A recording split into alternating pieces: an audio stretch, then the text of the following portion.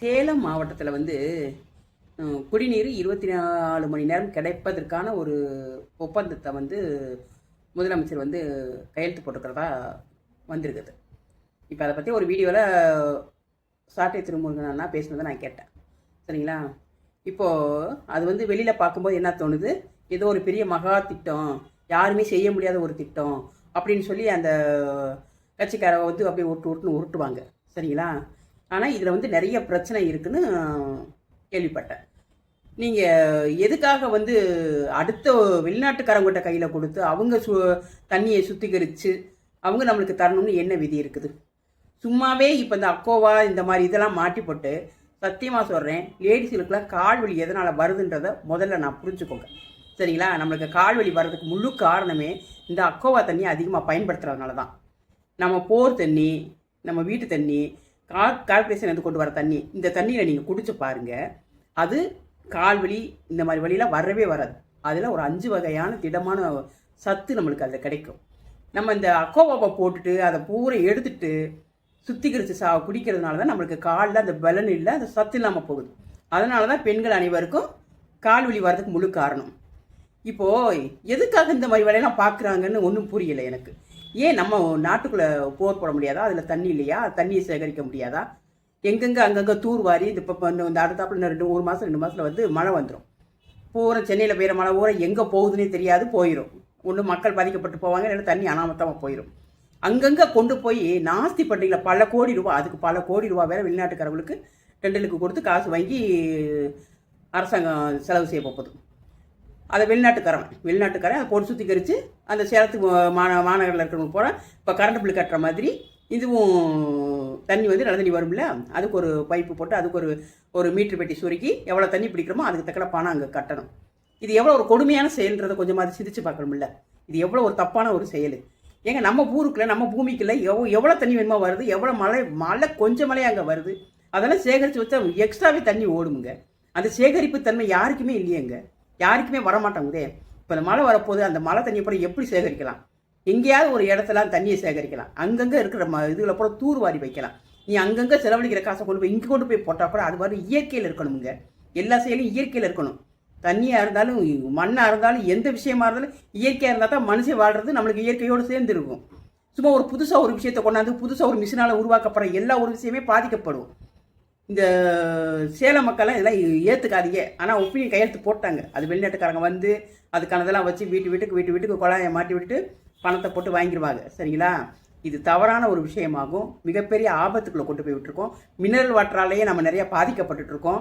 நம்ம கால் வலி எல்லா வழியும் பெண்கள் கஷ்டப்படுறதுக்கு போகிற காரணம் அந்த தண்ணி குடிக்கிறதுனால தான். தயவுசெய்து மழைநீர் தண்ணியை சேகரித்து வைக்கணும். இப்போ நம்ம போர் போட்டு குடிக்கிற தண்ணி, அந்த தண்ணியை தான் நம்ம எடுத்து குடிக்கணும். இதெல்லாம் விட்டுட்டு எவனோ தண்ணி கொடுக்குறான், எவனோ வெளிநாட்டுக்காரன் கொடுக்குறான்னு இதெல்லாம் பேராபத்தில் கொண்டு விட்டுரும். சரிங்களா? பேராபத்தாயிரும். மக்களை கொஞ்சமாவது சிந்திங்க. எல்லாத்துக்குமே சரின்னு சொல்லாதீங்க. இதுக்கு இப்போ பாருங்கள், அண்ணன் பெருசாக எல்லாம் நினைக்கிறாங்க. இப்போ வந்திருக்க ஆட்சியில் அவங்க கட்டமைப்பு அப்படி பண்ணுறாங்க.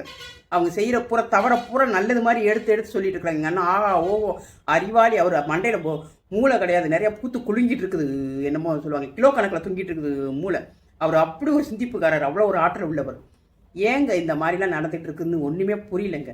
ஒரு சரியான கெட்டதை ஒன்றுக்குமே தெரியாத ஒரு விஷயத்தை வச்சுக்கிட்டு அவங்க பல கோடி ரூபாய் விதைச்சிருக்காங்க.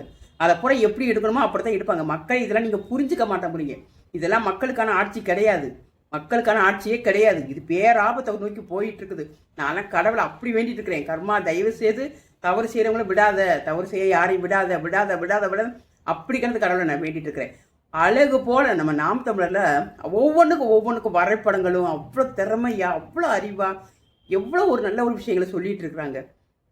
தண்ணி எப்படி சேகரிப்பது, மக்களுக்கு எதை சரியாக கொடுக்குறது, கல்வி எப்படி சரியாக கொடுக்குறது, தண்ணீர்லாம் இலவசமாக தாங்க கிடைக்கணும். ஊற்றுதுங்க தண்ணி, மழை வரும்போது பாருங்க அள்ளி ஊற்றுங்க. அதை போட்டு அடைச்சி வைக்க முடியாதுங்க நம்மளால். அவ்வளோ தண்ணி வருதுங்க. கடவுளுக்கு நம்மளுக்கு அவ்வளோ இயற்கையில் அவ்வளோ தண்ணி கொடுக்குறாங்க. பூராத்தையும் நாசம் பண்ணி விட்டு போயிடும். எதுவுமே சேகரிப்பு இல்லாமல் சேமிப்பு இல்லாமல் நாசம் பண்ணி விட்டுட்டு போயிடுறோம்.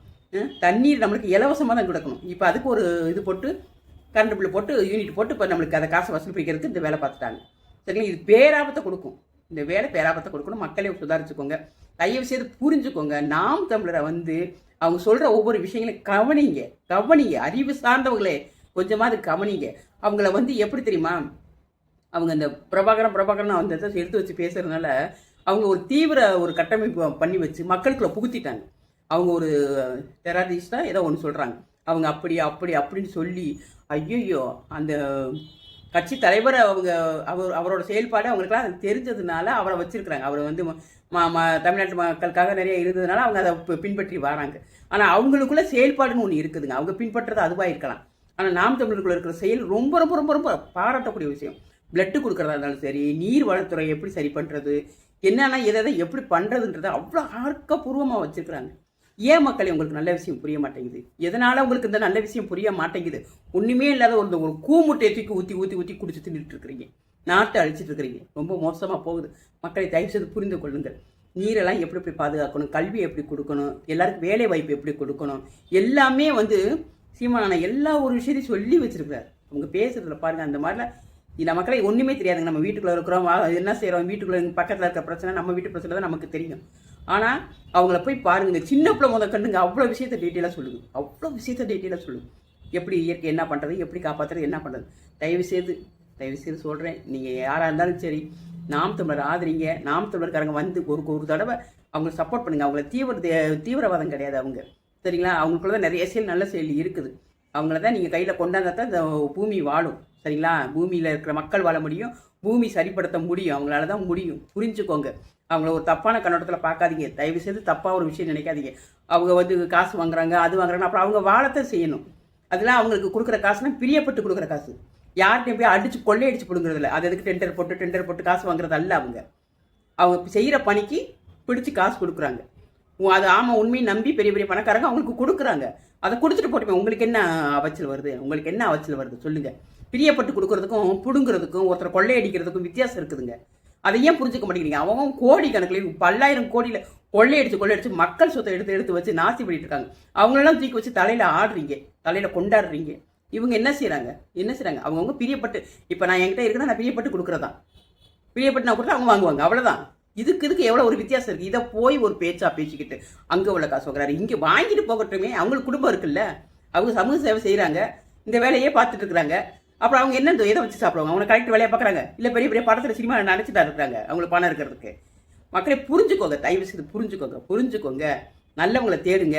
நாடு நல்லா இருக்கட்டும், நம்ம மண்ணு நல்லா இருக்கட்டும், மக்கள் நல்லா இருக்கட்டும். நமக்கு பின்னாடி வர சந்நிதிகளுக்கு என்னென்ன வேணுமோ அதை பூரா உருவாக்கணுங்க. அதுக்கான ஆர்டர் இருந்தால் தான் உருவாக்க முடியும். புரிஞ்சுக்கோங்க மக்களே. நிறைய அநியாயம் நடக்குது. இப்போ வந்திருக்கவங்க மறைமுகமாக வெளிநாட்டுக்காரங்களுக்காக கையெழுத்து போட்டு கொடுக்குறாங்க. இது புரியாமல் இருக்கிறீங்க. புரிஞ்சுக்கோங்க. அக்கோவா தண்ணியே நமக்கு தப்பானது, அதை உள்ள விட்டதே தப்பு. இப்போ இது ஒன்று புதுசு வருது. புரிஞ்சுக்கோங்க மக்கள்.